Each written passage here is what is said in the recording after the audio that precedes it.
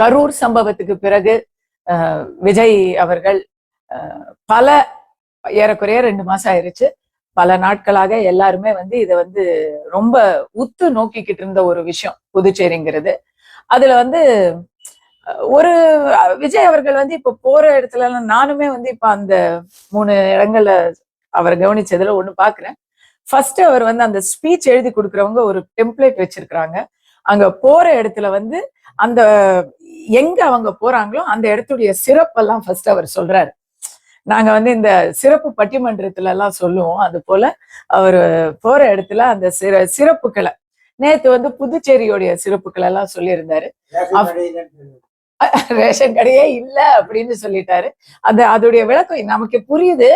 அவர் என்ன பண்றது, அவர் ஓரளவுக்கு அவருக்கு கொடுத்தத அவர் பேசுறாரு. அவரா விவரத்தை தகவலை அறிந்து கொண்டு பேசவில்லை, எழுதி கொடுத்தத பேசுறாரு.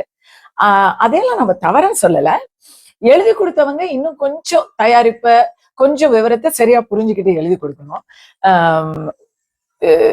எல்லாமே சிறப்பெல்லாம் சொன்னாரு. நான் அதை பாராட்டுறேன். ஏன்னா பாண்டிச்சேரின்னு சொன்னாலே உடனே நமக்கு எல்லாருக்கும் பொதுவா ஒரு கண்ணோட்டம் இருக்குது. அந்த கண்ணோட்டத்தை தாண்டி இதெல்லாம் சிறப்புகள் இருக்கு அப்படின்னு அவர் பட்டியலிட்டாரு. அதை நான் பாராட்டுறேன். மற்றபடிக்கு அந்த சிறப்பு எல்லாத்தையும் சொன்னவரு முக்கியமா பாண்டிச்சேரிக்கு அவரை கூட்டிக்கிட்டு வந்த பாண்டிச்சேரியை சேர்ந்த முதலமைச்சர் கனவில் இருக்கக்கூடிய திரு புசி ஆனந்தோடைய பேரை அவரு சொல்லல. ஏன் சொல்லல அப்படின்னு தெரியல. ஒருவேளை அது பாண்டிச்சேரியோட சிறப்பு இல்லை அப்படின்னு நினைச்சிட்டாரா அப்படிங்கிறது எனக்கு தெரியல.